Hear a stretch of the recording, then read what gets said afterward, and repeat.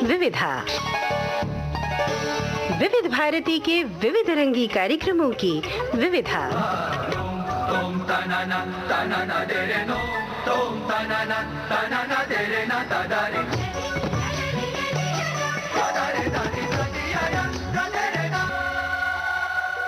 विविधा के सभी श्रोताओं को अमरकांत और मनीषा जैन का नमस्कार। मनीषा जी, आज मैं बहुत ज्यादा बात करने के मूड में नहीं हूँ। उसका कारण है, कारण यह है कि आज जो विविधा में जिन नगीनों की बात करने वाले हैं, क्योंकि आज मैं विविध भारती के कार्यक्रमों की बात नहीं कर रहा हूं, मैं उनकी बात कर रहा हूं जिन पर ये कार्यक्रम है, और वो खुद अपने आप में बहुत बड़े नगीने, बहुत ही कीमती जवाहरात हैं। जी हाँ। हमारी इस फिल्मी दुनिया के, फिल्म संगीत के। और ऐसे लोगों पे जब कार्यक्रम बनते हैं ना मनीषा जी, तो उनकी कीमत क्या होगी? अब मैं क्या बोलूं उस आपने बारे सही में। कहा, और हमारे श्रोता बिल्कुल इंतजार कर रहे हैं आज के प्रोग्राम का। आपने भूमिका ही इतनी सुंदर बांधी है कि हमारे श्रोताओं को इंतजार होगा कुछ खास सुनने का। और श्रोताओं, वाकई दो चमकती नगीने आज हम अपनी विविधा में लेकर आए हैं, उनकी रिकॉर्डिंग्स। श्रोताओं, हम बात करेंगे फिल्म जगत के महान संगीतकार जिन्होंने फिल्मों के शुरुआती दिनों में अपना संगीत रचा। 1935 से लेकर 1965 तक एक लंबी संगीत यात्रा रही। जी हाँ, हम बात कर रहे हैं संगीत के पितामह श्री अनिल बिस्वास की। अनिल दा कैसे संगीतकार थे, इस बारे में हम आपसे क्या कहें। उनकी स्मृतियां हमारे आसपास अब तक बिखरी हैं। जब भी कोई संगीत गूंजता है अनिल दा का रचा हुआ, हम सब स्मृतियों के संसार में जैसे खो जाते हैं। विविध भारती के जो तमाम श्रोता हैं वो अनिल बिस्वास के नाम से अपरिचित नहीं है।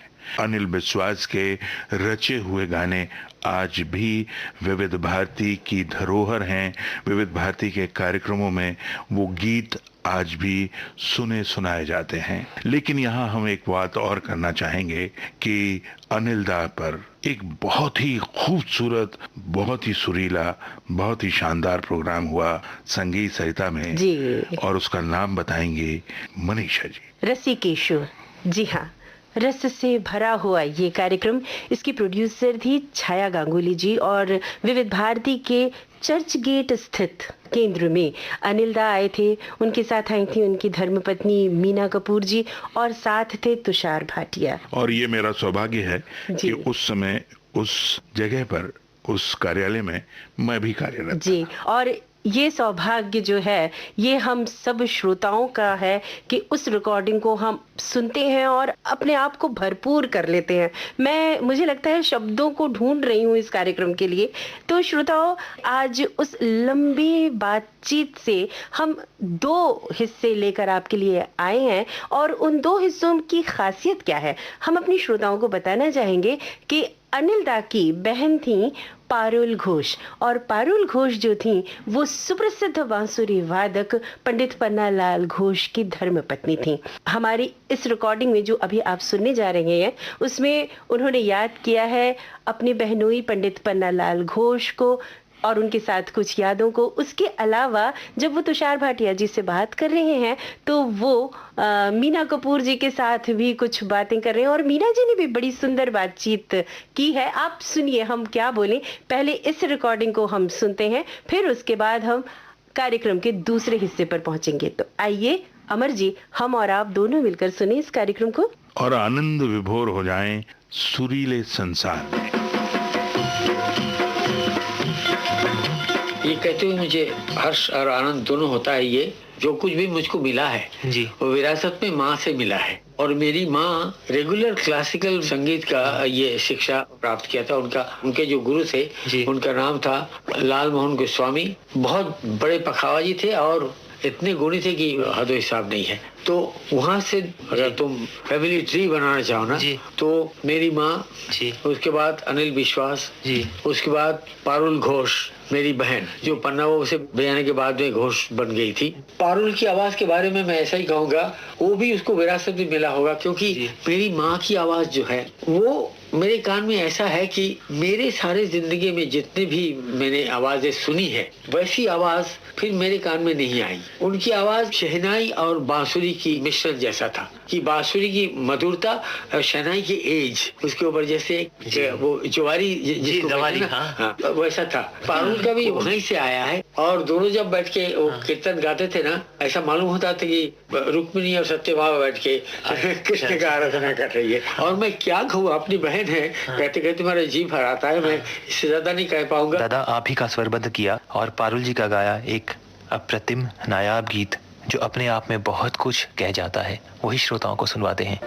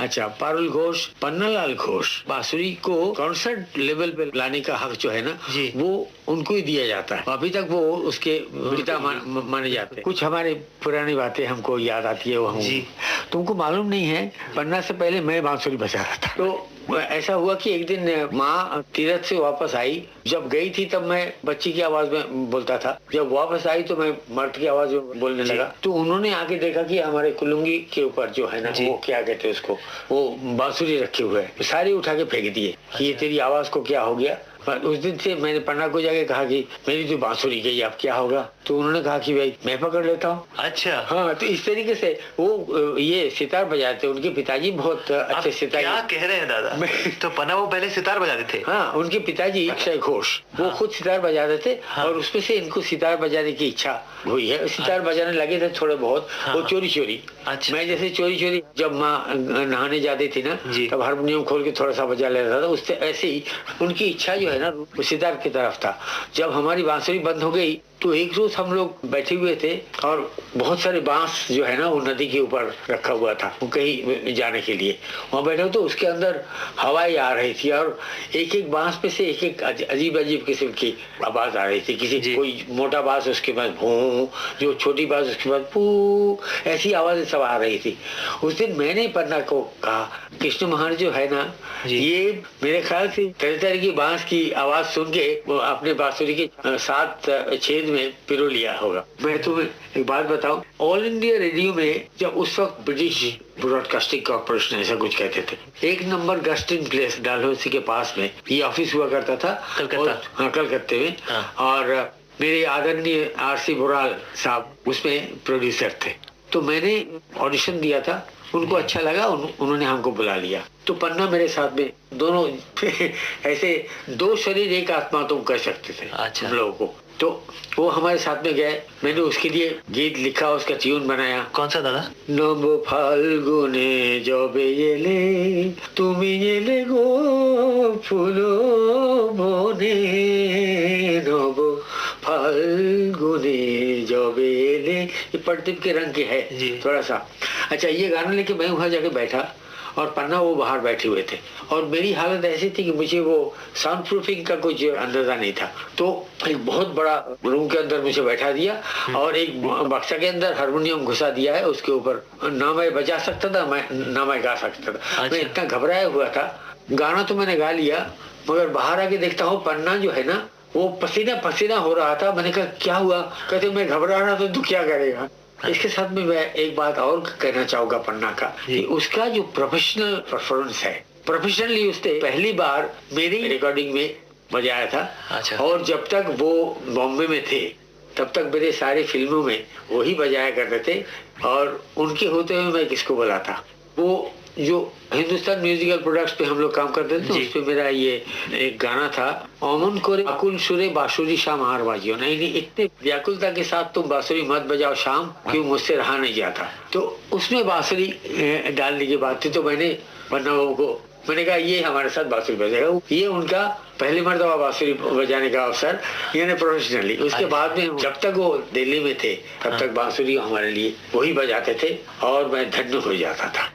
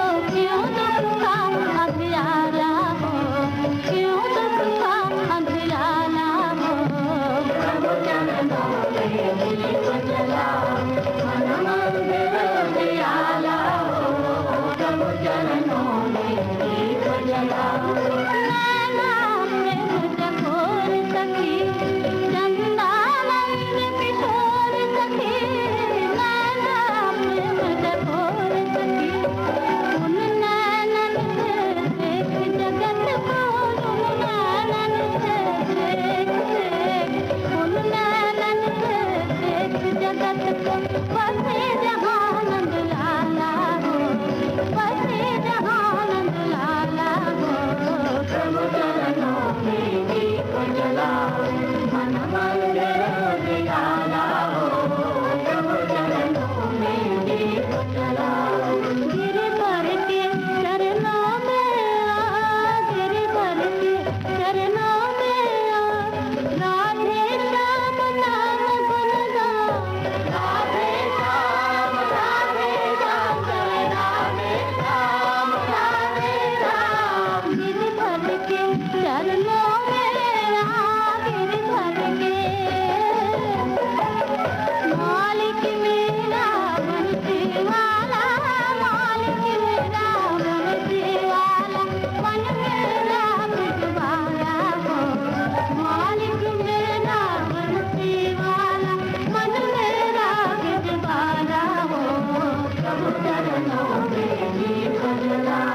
दादा, आपका जन्म बंगाल में हुआ है, जाहिर है बांग्ला संगीत तो आपके खून में बसा हुआ है, लेकिन आपके संगीत में देश के हर प्रांत का रंग नजर आता है। एक पंजाबी रंग में ढला हुआ गाना मुझे याद आ रहा है, दीदी आप ही का गाया हुआ, कच्ची है उमरिया। मुझे इतना याद है कि इसको मैंने मेरी बहुत चहती हीरोइन मीना जी के लिए गाया था। अच्छा। यानी मीना कुमारी। अच्छा, इसमें एक खास बात ये थी जी कि कच्ची है उमरिया पंजाब से शुरू होके बंगाल में खत्म होता है। ओ हाँ, वो शुरू होते राधा संग खेले होली गोविंदा, ये तो मराठा अंग हुआ। हाँ। नहीं, उसके बाद गोविंद गोविंदा।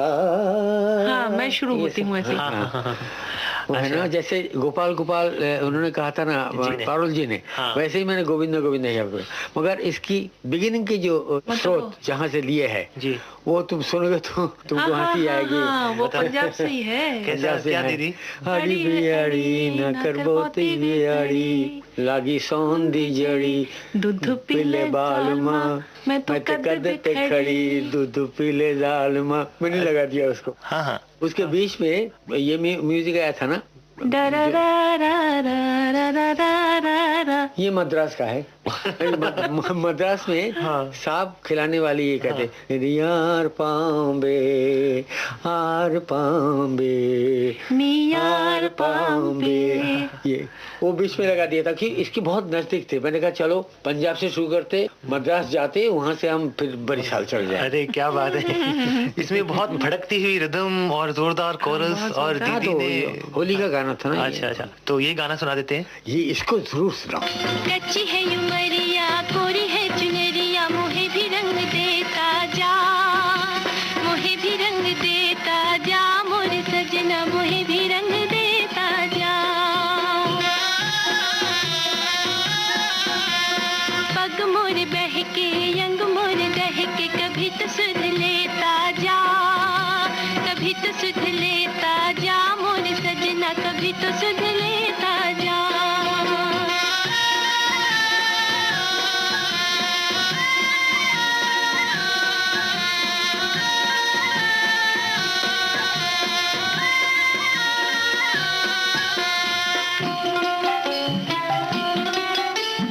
अगन लगाए लगन जगाए ये मधुमाती घड़ियां, ये मधुमाती घड़ियां। तन भी संभाला मन भी संभाला, संभली न नैनों की झड़ियां, संभली न नैनों की झड़ियां।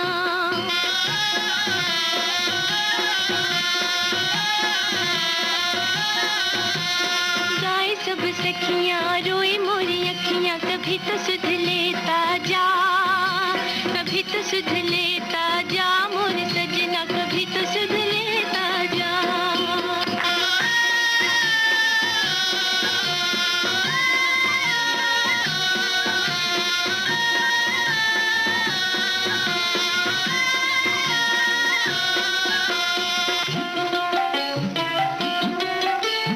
कह भी न पाऊं रह भी न पाऊं, प्रीत का दर्द छुपा के, प्रीत का दर्द छुपा के।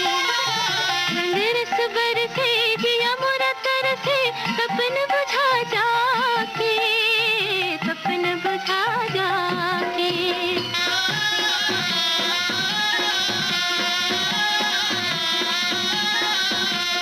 चाहूं कौन सुख है मोहि तोर दुख है, कभी तो सुध लेता जा, कभी तो सुध लेता जा, मोर सजना कभी तो सुध लेता जा। अग मोर बहकी अंग मोर बहकी, कभी तो सुध लेता जा, कभी तो सुध लेता जा, मोर सजना कभी तो सुध लेता जा। कच्ची है उमरिया कोरी है चुनरिया, मोहे भी रंग देता जा, मोहे भी रंग देता जा, मोर सजना मोहे भी रंग देता जा, मोहे भी रंग देता जा, मोर सजना मोहे भी रंग देता जा।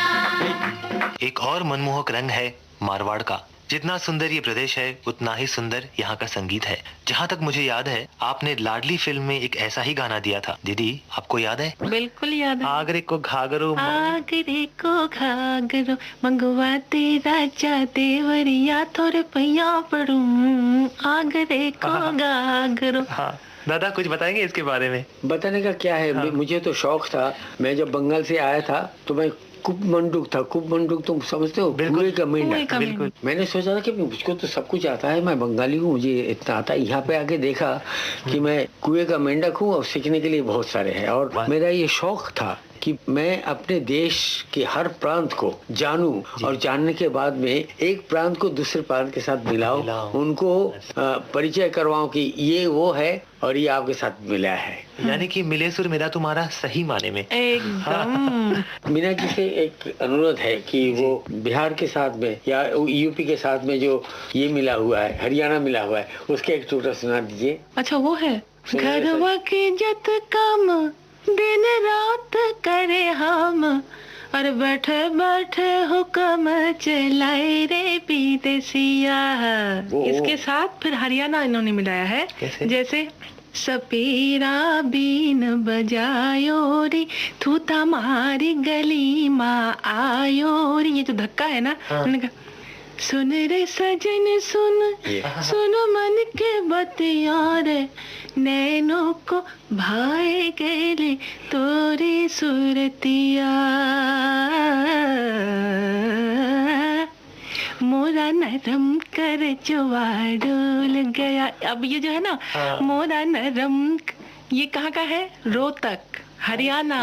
तो ये इन्होंने मिलाया है।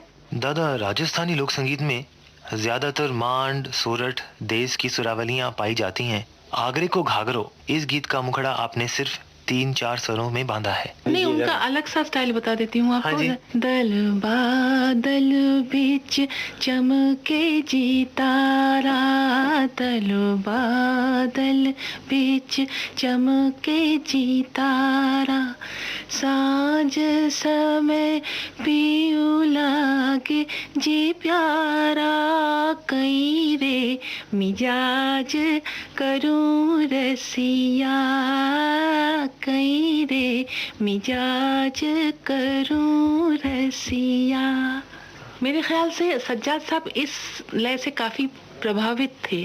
अच्छा। इस मात्रा से। लय और सुर से भी। दादा श्री रामचंद्र का गाना भी ऐसा ही था। धीरे से आजा अपने आँखियों में निदिया जारिया जा, धीरे से आजा, ये भी यहीं से लिया हुआ है।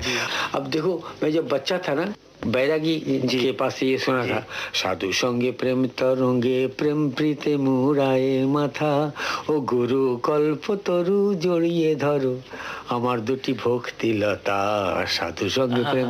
अब देखो ये एक ही चीज है ना। अब मैंने ये देखा, ये जमीन की जितनी चीजें हैं ना, कहीं ना कहीं उसका अपना ही एक खूबसूरती है, अपनी एक खूबसूरती है, और मिलते हैं कहीं ना कहीं जाके वो मिल जाते हैं। श्रोताओं, फिल्म परदेसी में अलग अलग प्रांत का लोक संगीत अनिल दा ने बड़े ही खूबसूरत अंदाज में पिरोया है। इसी फिल्म का एक गीत है जिसमें कोरस, ढोलकी की थाप और मीना जी की शोखी भरी आवाज ने वो जादू जगाया जो आज तक बरकरार है। वो मराठी फोक से लिया गया था। वैसे डुंगरी शेत माझी का कैसे था वो, कुछ याद है दीदी आपको? रिम झिम बरसे, सेम ट्यून है। आप जरा रिकॉर्ड सुनाइए। अच्छा। झिम झिम झिम झिम झिम झिम झिम झिम रिमी झिमी बरसे पानी, आज मोरे अंगना रिमी झिमी बरसे पानी, आज मोरे अंगना उड़े चुनरिया धानी, आज मोरे अंगना रिमी झिमी बरसे पानी, आज मोरे अंगना झिम झिम झिम झिम झिम झिम झिम झिम ठंडी ठंडी पवन का झकोरा ले गया मन उड़ा के भी मोरा, ठंडी ठंडी पवन का झकोरा ले गया मन उड़ा के भी मोरा, जैसे कोई बाका परदेसी छोरा, जैसे कोई बाका परदेसी छोरा, करता फिरे मनमानी, आज मोरे अंगना झिमी बरसे पानी, आज मोरे अंगना गिर गिर आजा ओ काले मेघ राजा, तू संग लेके बरखा रानी रे, आज मोरे अंगना। आ, आ, आ, आ, ऐक झिम झिम झिम झिम झिम झिम झिम झिम झिम। ऊंचे पीपल के पीले पीले पातरे, मोरे मन में है छोटी सी बात रे, मोरे मन में है छोटी सी बात रे, जो कहीं भी न जाए और कहीं भी न जाए, होने वाली है दिल पे कोई खातरे। आई कैसी ये रुत मस्तानी, आज मोरे अंगना रिम झिमी बरसे पानी, है आज मोरे अंगना। गिर गिर आजा ओ काले मेघ राजा, तू संग लेके बरखा रानी रे, आज मोरे अंगना। सुरों की इस दुनिया से दोस्तों बहुत कुछ सीखने मिलता है। बड़े बड़े गुणी जनों की जो बातें होती हैं, उनका संगीत अगर हम सुन रहे हैं तो निश्चित रूप से वो हमारे लिए एक बहुत बड़ी उपलब्धि है। और अनिल दा की जिंदगी अपने आप में एक तपस्या रही है। आज हमने उनको याद किया, 31 मई उनका स्मृति दिवस रहा है और उस बहाने आज इतनी कीमती रिकॉर्डिंग सुनने को मिली है। ये हमारे लिए बहुत सौभाग्य की बात है। बहुत सही कह रहे हैं अमर जी आप। और कहते हैं कि संगीत की कोई भाषा नहीं होती, कंठ होता है। और इंसान सबसे ज्यादा अगर अपने आप को कम्युनिकेट कर पाता है तो लगता है संगीत के 7 सुरों से।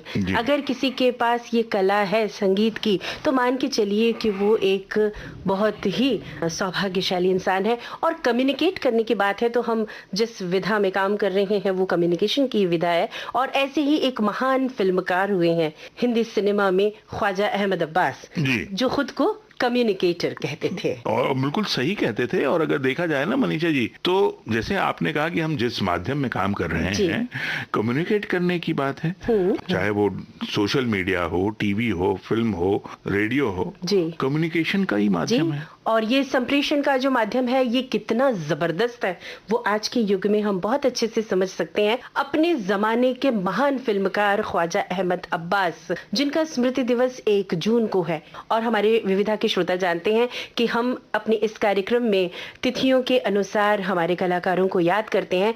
तो आइए एक ऐसा कार्यक्रम आज आपको सुनवाते हैं जो हमने खास मौके पर बनाया था जब हिंदी सिनेमा के 100 बरस पूरे हुए थे 2013 में। और आपको याद है अमर जी वो कार्यक्रम जिसका मैं जिक्र कर रही हूँ? बिल्कुल, क्यों नहीं याद होगा मनीषा जी, क्योंकि उस कार्यक्रम की विशेषता यही थी कि जो हमारी फिल्मी दुनिया के जो 100 साल में जो विशेष लोग थे, बड़े बड़े फिल्मकार हों या कलाकार हों, उन पर केंद्रित था वो कार्यक्रम। जी हाँ, अपने आप में भरपूर कार्यक्रम। नक्षत्र, जी हाँ, भारतीय सिनेमा के नक्षत्र। और स्टूडियो नंबर 3 में बिल्कुल इसी जगह बैठकर उस कार्यक्रम को हम सब ने प्रोड्यूस किया था। हमारी एक पूरी टीम लगी हुई थी। और अब आइए उसी नक्षत्र को एक बार फिर सुनते हैं जो केंद्रित है महान फिल्मकार ख्वाजा अहमद अब्बास पर। पीतल की मेरी गागरी, दिलड़ी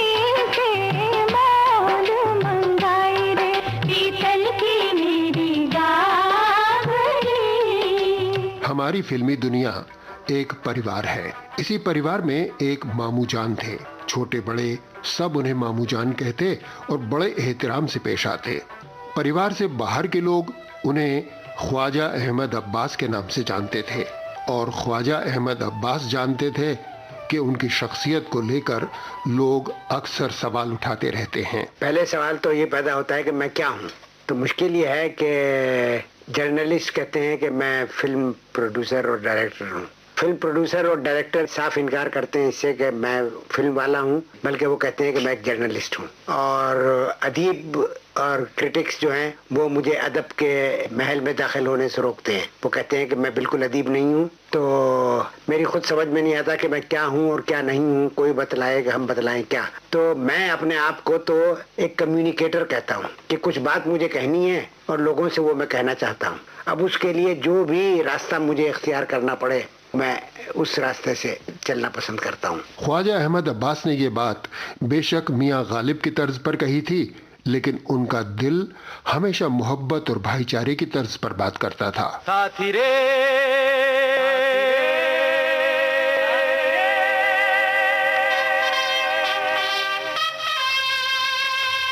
कदम कदम से दिल मिला रहे हैं हम, वतन में एक नया चमन खिला रहे हैं हम। भाई कदम कदम से दिल मिला रहे हैं हम, वतन में एक नया चमन खिला रहे हैं हम। भाई कदम कदम से दिल मिला रहे हैं हम, वतन में एक नया चमन खिला रहे हैं हम। ख्वाजा अहमद अब्बास की कहानी एक लड़ाई के मैदान से शुरू हुई, एक ऐसे मैदान से जो 3 खूनी लड़ाइयों के लहू में सना था। इसी मैदान पर बसे हरियाणा के शहर पानीपत में ख्वाजा अहमद अब्बास ने मौलाना अल्ताफ हुसैन के पोते के रूप में जन्म पाया सन 1914 के जून महीने की 4 तारीख को। लड़ाई के मैदान में जन्म पाने का सिला ये मिला कि पूरी जिंदगी लड़ाई का मैदान बनी रही। इस लड़ाई में ख्वाजा अहमद अब्बास घायल कई बार हुए, हारे कभी नहीं, क्योंकि उनका हथियार था उनकी कलम। सबसे पहले मैंने जर्नलिज्म इख्तियार की स्टूडेंट की हैसियत से। मैं एक अखबार निकालता था अलीगढ़ में, अलीगढ़ ओपिनियन, तो वहाँ से मैंने इसकी इब्तिदा की थी। अलीगढ़ ओपिनियन मुझे इसलिए निकालना पड़ा कि नेशनलिस्ट ख्यालात होने की वजह से अलीगढ़ मैगजीन मेरे लिए बंद था। आज़ादी से पहले की बात कर रहा हूँ। तो अलीगढ़ ओपिनियन में मेरे मजमून और कहानियाँ नहीं छप सकती थी, इसलिए मुझे अपना एक हफ्तावार अखबार अलीगढ़ ओपिनियन निकालना पड़ा अपनी राय का इजहार करने के लिए। उसके बाद दूसरे अखबारों में लिखना शुरू किया। पहले नामा निगार की हैसियत से बम्बई क्रॉनिकल और नेशनल कॉल वगैरह पेपर्स में मैं लिखता था, रिपोर्टें भेजता था।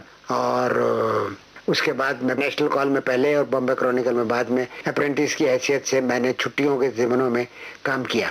एक साइकिल पर मैं दिल्ली के गिरदोनवा में चारों तरफ घूमता था और जितनी पुलिस की रिपोर्ट्स और हॉस्पिटल की रिपोर्ट्स थी वो लाता था। लेकिन उन्हीं रिपोर्ट्स के अंदर मुझे कुछ ऐसी ह्यूमन इंटरेस्ट स्टोरीज, एक इंसानी जिंदगी के ऐसे पहलू उजागर मुझ पर हुए कि उन्होंने मुझे आहिस्ता आहिस्ता अफसाना नवीसी शुरू हुई तो कहानियों की जमीन पर समाजवाद और इंसानियत लहराने लगी।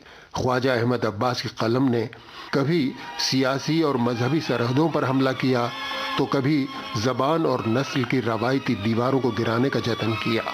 कलम उनकी महबूब थी और अपनी महबूब का साथ उन्होंने कभी नहीं छोड़ा। मेरी महबूब मेरे साथ ही चलना है तुझे, मेरी महबूब। ये महबूब यानी कलम ख्वाजा अहमद अब्बास का प्यार भी थी और उनकी तलवार भी। इसी को हाथ में थामे अलीगढ़ से दिल्ली होते हुए ख्वाजा अहमद अब्बास बम्बई आ पहुँचे। उन दिनों मुंबई का यही नाम था, बम्बई यानी सपनों का शहर, जहां आज भी हर बरस बेशुमार लोग शोहरत और दौलत की तलाश में आते हैं। लेकिन ख्वाजा अहमद अब्बास यहाँ आए थे तर्जुबात की दौलत कमाने। मुझे तजर्बा हासिल हुआ मुख्तलिफ किस्म की चीज़ें लिखने का।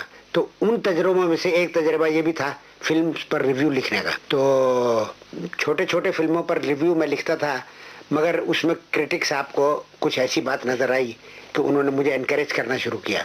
और इसके बाद में उनका इंतकाल हो गया, तो एडिटर साहब को मालूम था कि मैं उनकी जगह अक्सर लिखता रहता हूँ, तो उन्होंने मुझे फिल्म क्रिटिक अपॉइंट कर दिया। तो ये थी पहली मंजिल फिल्मों की तरफ आने की। तो फिल्मों में वैसे मेरी दिलचस्पी थी बहुत, क्योंकि फिल्म एक जरिया था कम्युनिकेशन का। लाखों आदमियों से आदमी बातचीत कर सकता है, या उनको अपने ख्यालात बता सकता है, या अपने ख्यालात उन तक पहुँचा सकता है। तो फिर फिल्म क्रिटिक मुझे बना दिया गया।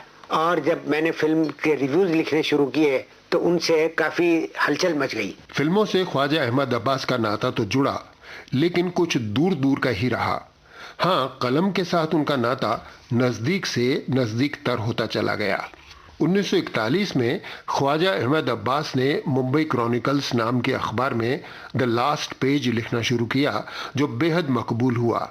इतना कि 1947 में अखबार तो बंद हो गया, कॉलम नहीं हुआ और ब्लिट्ज के आखिरी सफ़े पर आ गया। यहाँ ये कॉलम 1987 यानी पूरे 46 बरसों तक जमा रहा। जब अंग्रेजी अखबार ब्लिट्स ने हिंदी और उर्दू में भी छपना शुरू किया, तब 25 बरसों तक ये कॉलम अंग्रेजी और हिंदुस्तानी दोनों जबानों में जारी रहा। लोगों का कहना है कि इन अखबारों का आखिरी पन्ना असल में पहला पन्ना होता था, क्योंकि पढ़ने वाले इसी पन्ने को सबसे पहले पढ़ते थे। बहरहाल अखबार नवीसी ख्वाजा अहमद अब्बास की रहगुजर का सिर्फ एक पड़ाव था। उनके कलम को और उनके दिल की तमन्ना को तो अभी मंजिल से भी आगे जाना था। दिल की तमन्ना थी मस्ती में, मंजिल से भी दूर निकलते, अपना भी कोई साथी होता, हम भी बहकते चलते चलते, दिल की तमन्ना।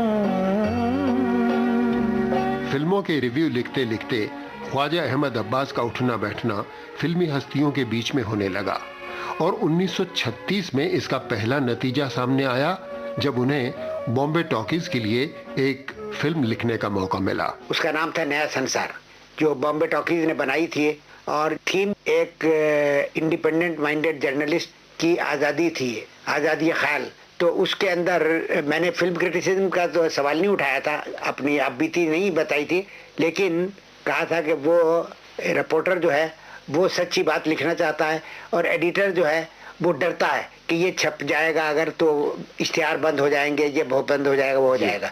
और जो सरमायादार थे शहर के, वो एडिटर को अपने पंजे में कसा हुआ रखना चाहते थे। तो उस वक्त वो कहानी मुखर्जी साहब ने पसंद की और उस पर फिल्म बनाई, और वो फिल्म खुशकिस्मती से मैं उसके साथ आखिर तक वाबस्ता रहा। पहले अखबार में काम करता था और फिर ट्रेन लेकर मलाड जाता था, वहाँ रात भर उनके साथ काम करता था, डायलॉग वगैरह भी सब मैंने लिखे। तो इत्तेफाक की बात यह है कि वो फिल्म बहुत ही मकबूल हुई। फिल्मी दुनिया की रवायत है कि अगर फिल्म चले तो उससे जुड़े सब लोग चल पड़ते हैं। फिल्म नया संसार और ख्वाजा अहमद अब्बास के साथ भी यही हुआ। फिल्म ने पैसे कमाए तो ख्वाजा अहमद अब्बास की कलम भी कमाने लगी। पहली पिक्चर के तो मुझे 750 रुपए मिले थे लिखने, कहानी लिखने के, सिनेरियो लिखने के और डायलॉग लिखने के। लेकिन दूसरी कहानी में मुझे 2000 रुपए की पेशकश की गई और तीसरी कहानी में 3000 रुपए की। तो उन्होंने कहा कि साहब आप हमारे लिए भी ऐसी ही कहानी लिख दी है। तो मैंने एक कहानी लिखी और उसका नाम मैंने रखा स्वांग, जो भेस भरने को कहते हैं, और जिसमें एक लड़की फैंसी ड्रेस के तौर पर, एक अमीर लड़की फैंसी ड्रेस के तौर पर एक गरीब लड़की का ड्रेस पहन लेती है और इस तरीके से वो गरीबों की जिंदगी से आशरा होती है। तो और एक गरीब ड्राइवर जो है उससे इश्क करने लगता है और बाद में वो ये समझता है कि इस लड़की ने मुझे धोखा दिया है और असल में ये एक अमीर लड़की ही है, और उसी सिलसिले में एक फैंसी ड्रेस भी उसने पहन लिया था। तो उसका नाम उन्होंने बदलकर नई दुनिया लिख दिया और उसमें इतने चेंजेस किए कि जब वो पिक्चर स्क्रीन पर आई तो मैंने उसे पहचानने से इनकार कर दिया। तो आपकी कहानी है कि ये मेरी कहानी है। दूसरी कहानी थी, वो भी उसके साथ भी कुछ ऐसा ही हुआ। उसका नाम मालूम नहीं क्या था, इस वक्त नाम याद नहीं, मगर उन्होंने भी उसका नाम बदल कर नया कुछ रख दिया था। तो उसके साथ भी ऐसा ही हुआ। तो मैं उन डायरेक्टरों से, उस जमाने में जोश ज्यादा था नौजवानी का, तो मैं उनसे बहुत जाके लड़ा और झगड़ा। और उन्होंने तब कहा कि मियां डायरेक्शन जो है वो बड़ी मुश्किल चीज़ है, कहानी लिखना तो आसान चीज़ है और डायरेक्टर का ही हक होता है कहानी को चेंज करने का और जैसा वो बनाएगा। मैंने कहा कि साहब आपने अनरियल कपड़े पहनाए हैं, अनरियल सेट लगाए हैं, जो कोई ज़िंदगी से कोई वाबस्तगी नहीं रखते, तो और आपने मेरी कहानी का कुछ बना दिया है। तो उन्होंने कहा कि ये हमारा हक होता है, तो अगर तुम्हें हिम्मत है तो तुम डायरेक्ट करो पिक्चर। तो मतलब ये कि इख्तलाफात जो थे, जिन्होंने आपको एक रिव्यू राइटर से अफसाना निगार और उसके बाद फिर जो इख्तलाफ पैदा हुए, उसके बाद आपको बहसियत कहानी निगार से फिर डायरेक्टर की तरफ राग़िब किया। शायद यही सिलसिला यही सिलसिला था। बिल्कुल सही आप फरमा रहे हैं। तो मैंने अब डायरेक्शन की तरफ थोड़ी तवज्जो देनी शुरू की। जब मैं जाता था सेट पर तो जरा गौर से देखता था कैमरा कैसे रखा जाता है, डायरेक्शन कैसे की जाती है, शॉट डिवीजन कैसे होता है। इसके बारे में मैंने किताबें भी पढ़ी। किताबें पढ़कर तालीम तो हासिल की जा सकती है, लेकिन उन दिनों फिल्म बनाने के लिए सिर्फ तालीम ही काफ़ी नहीं थी। भारत में बरतानवी सरकार थी और फिल्म बनाने के लिए एक लाइसेंस की दरकार थी। तो उस जमाने में गवर्नमेंट ने कंट्रोल लगा दिया था फिल्म बनाने पर कि जिनको लाइसेंस मिलता था वो ही बना सकते थे पिक्चर। तो एक लाइसेंस हमने भी अप्लाई किया और हमको एक लाइसेंस हासिल हो गया जी। तो तीन कौमी इदारों को लाइसेंस मिले थे पिक्चर बनाने के। एक हमें मिला था, एक चेतन आनंद साहब को मिला था और एक उदय शंकर मशहूर डांसर जो है उनको लाइसेंस मिला था। लाइसेंस मिल जाने के बाद ख्वाजा अहमद अब्बास की दूसरी जरूरत थी एक दमदार कहानी। उस जमाने में बंगाल में बहुत जबरदस्त काल पड़ा हुआ था जी। तो मैंने कहा इससे बढ़कर कोई थीम नहीं है। उस पर किसी ने पिक्चर नहीं बनाई थी उस वक्त तक। अफसाने भी बहुत ही कम लिखे गए थे जी। लेकिन 2 ड्रामे लिखे गए थे हमने पीपल्स थिएटर के लिए। एक बंगाली का था ड्रामा जिसका नाम था नबन्ना जी। वो ड्रामा मैंने कलकत्ते में जाके देखा। और एक ड्रामा था अंतिम अभिलाषा जी। तो वो ड्रामा हिंदुस्तानी में यहाँ यहीं हुआ था बम्बई में। तो और कृष्ण चंद्र ने एक मारकतुल आरा कहानी लिखी थी उस जमाने में जिसका नाम था अन्नदाता। जी हाँ। तो मैंने इन तीनों को मिलाकर इनकी बेसिस पर वो फैलाकर कहानी लिखी धरती के लाल की, जिसका नाम रखा गया धरती के लाल जी। धरती के लाल आंसू, दर्द, नाउमीदी और बेबसी के साथ हिम्मत और हौसले की भी कहानी थी। इस फिल्म ने फिल्म संसार में समाजवाद के बीज को अंकुरित करने का काम किया। समाजवाद जो ख्वाजा अहमद अब्बास का आदर्श भी था और उनकी जिंदगी का हिस्सा भी। और वो पहली पिक्चर थी जो कि मैं कहूँगा कि सोशलिस्ट बुनियादों पर बनाई गई और मेरे ख्याल में आखिरी पिक्चर भी थी। उस पिक्चर में ये फैसला कर दिया गया था किसी आदमी को 400 रुपए से ज़्यादा तनख्वाह नहीं मिलेगी जी। उसमें मुझे भी 400 रुपए तनख्वाह मिलती थी, बलराज सानी को भी 400 रुपए तनख्वाह मिलती थी, शंभू मित्रा को भी 400 रुपए तनख्वाह मिलती थी, तृप्ति मित्रा को भी 400 रुपए तनख्वाह मिलती थी और कम से कम 200 रुपए तनख्वाह मिलती थी किसी आदमी को। जो मामूली कुली थे कैमरा उठाने के उनको भी 200 रुपए मिलती थी। ख्वाजा अहमद अब्बास की ऐसी ही इनकलाबी सोच वाली एक कहानी पर महबूब खान फिल्म बनाना चाहते थे दिलीप कुमार को लेकर, लेकिन उस कहानी पर राज कपूर का दिल आ गया और उन्होंने इसे हथिया लिया। फिर इस कहानी पर एक ऐसी फिल्म बनी जिसकी बदौलत हिंदुस्तानी फिल्म संसार का नाम इंटरनेशनल फिल्म संसार के माथे पर सज गया।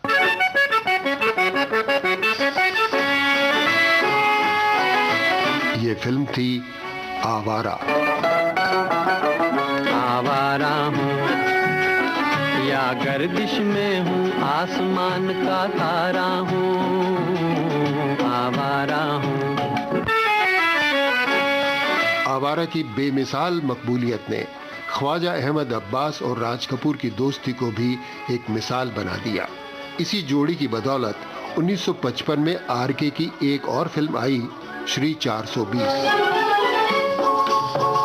मेरा जूता है जापानी, ये पतलून इंग्लिस्तानी, सर पे लाल टोपी रूसी, फिर भी दिल है हिंदुस्तानी। मेरा जूता है जापानी। राज कपूर की फिल्म जागते रहो की पटकथा भी ख्वाजा अहमद अब्बास के कलम से होकर गुजरी और राज कपूर का सबसे बड़ा सपना मेरा नाम जोकर भी ख्वाजा अहमद अब्बास के जहन के रास्ते ही पर्दे पर उतरा। मेरा नाम जोकर ने दौलत बेशक नहीं बटोरी, लेकिन इज्जत से राज कपूर का सिर बाकायदा ऊंचा किया। आज भी मैं सर ऊंचा करके कहता हूँ, मेरा नाम जोकर। जीना यहाँ मरना यहाँ, इसके सिवा जाना कहाँ। मेरा नाम जोकर को कामयाबी नहीं मिली तो उन्होंने मुझसे कहा कि भाई इस बार आप मेरी खातिर एक लव स्टोरी लिख दीजिए जो कि नौजवानों के लिए खास अपील रखती हो। तो मैंने सोचकर ये कहानी बनाई है बॉबी की, जो कि कुछ रद्दोबदल के साथ राज कपूर ने पेश कर दी। उसकी कामयाबी मेरी कहानी की वजह से नहीं हुई, राज कपूर की रद्दोबदल की वजह से हुई। हम तुम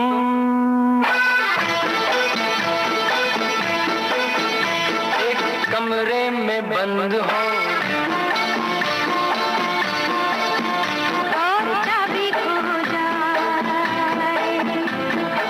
बॉबी की या कहिए ख्वाजा अहमद अब्बास की बदौलत राज कपूर का शोमैन खिताब एक बार फिर आसमानी परचम बन गया। ये सन 1973 की बात है। इसके 4 बरस पहले यानी सन 1969 में ख्वाजा अहमद अब्बास ने एक हीरे को तराश कर पर्दे पर उतारा था अपनी फिल्म सात हिंदुस्तानी में, जो बाद में धरती का सबसे बड़ा सितारा बना और स्टार ऑफ द मिलेनियम के खिताब से नवाजा गया।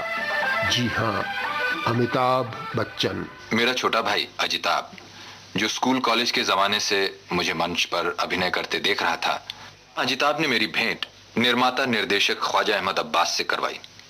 अब्बास साहब उन दिनों फिल्म सात हिंदुस्तानी की तैयारियां कर रहे थे। एक हिंदुस्तानी का रोल करने के लिए उन्होंने मुझे चुन लिया और मेरी फिल्मी जिंदगी शुरू हुई। फिल्म सात हिंदुस्तानी की कहानी हिंदुस्तानी अवाम की खूबियों और खामियों का फिल्मी दस्तावेज थी। वतन परस्ती का एक ऐसा पैगाम थी जो देखने वालों के जहन को जगाने का काम करती है। सच पूछिए तो यही थी ख्वाजा अहमद अब्बास की कलम की फितरत।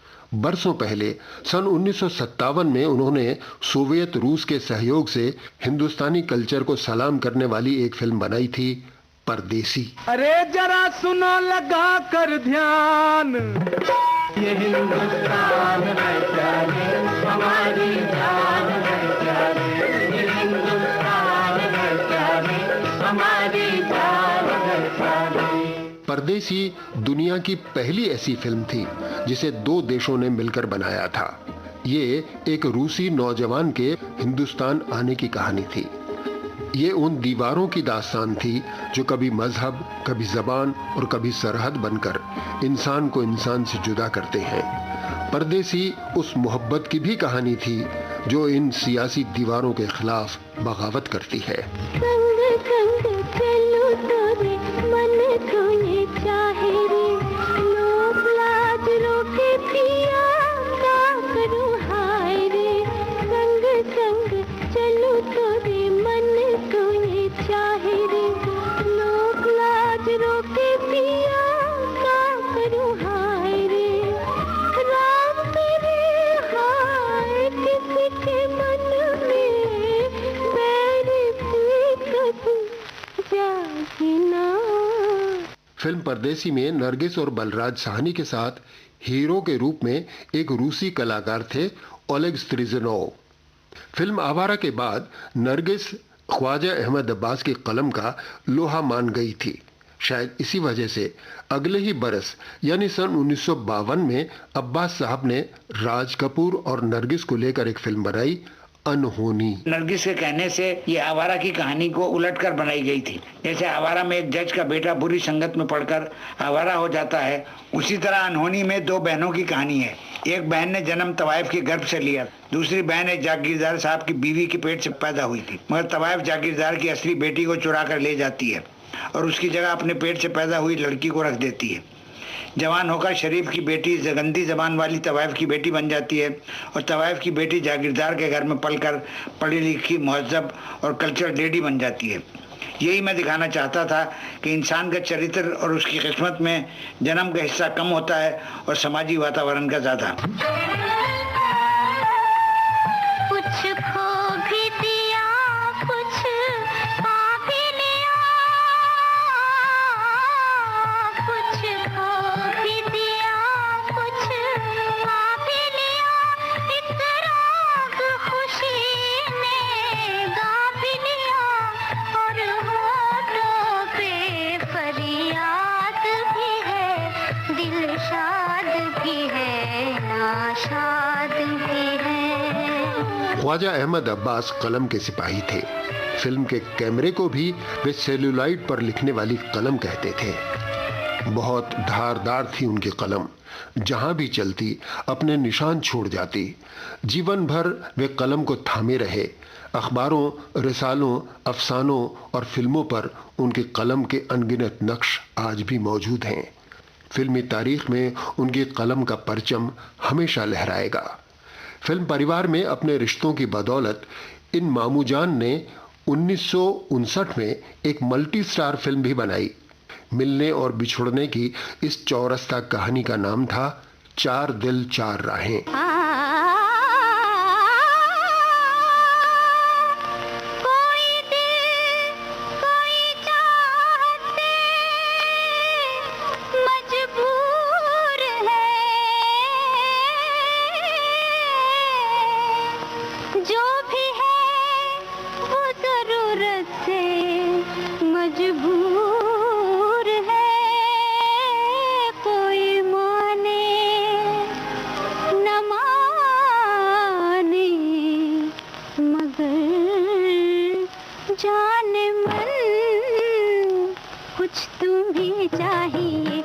हमें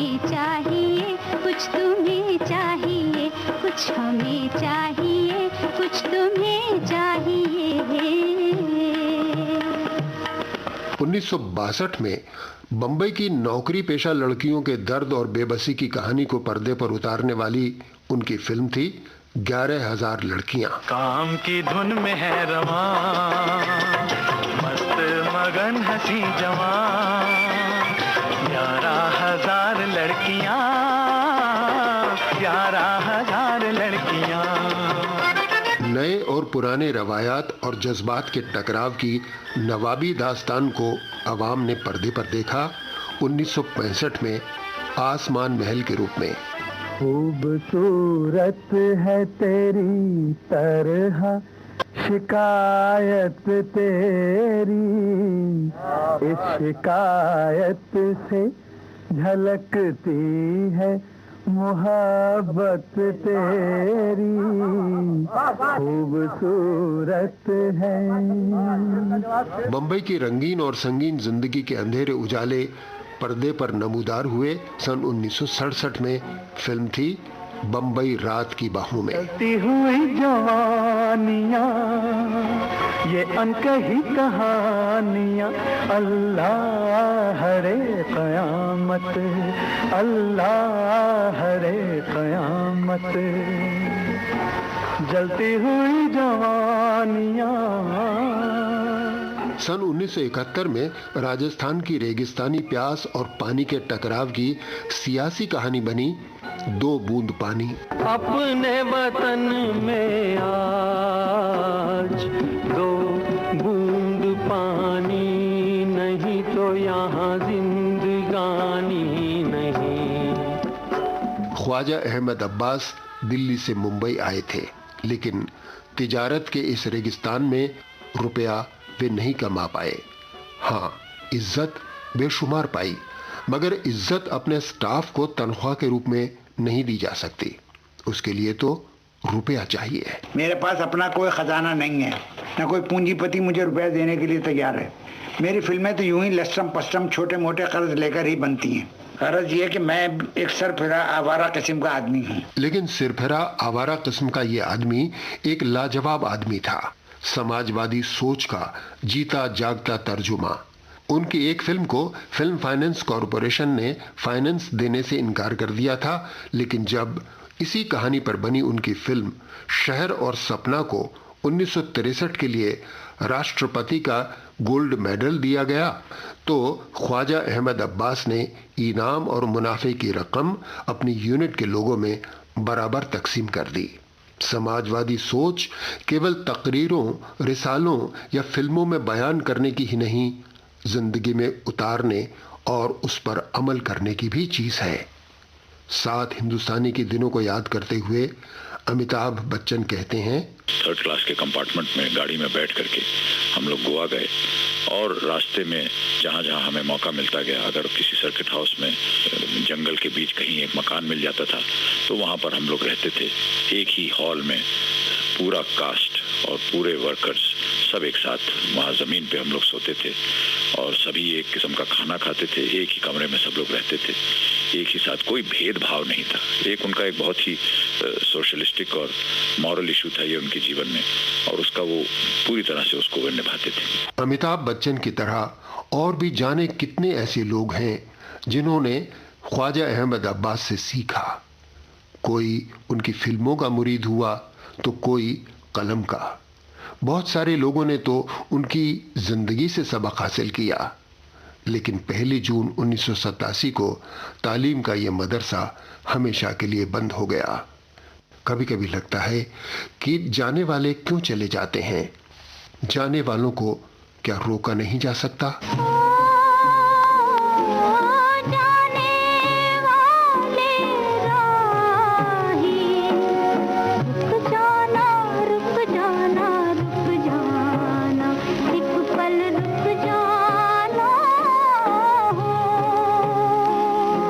कुदरत का उसूल किसी के लिए नहीं बदलता।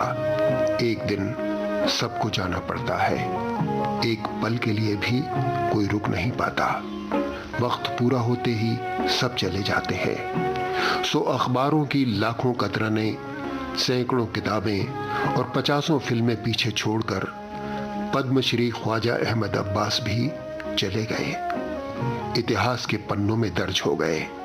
कोरे कागज पर पड़ी हुई उनकी कलम उनको सदा याद करती रहेगी, शायद कहती रहेगी अलविदा दसवीदानिया। याद दसवीदानिया, याद दसवीदानिया, यार को तड़पाने वाले यार दसवीदानिया, मिलेंगे जाने वाले यार दसवीदानिया, मिलेंगे जाने वाले यार दसवीदानिया।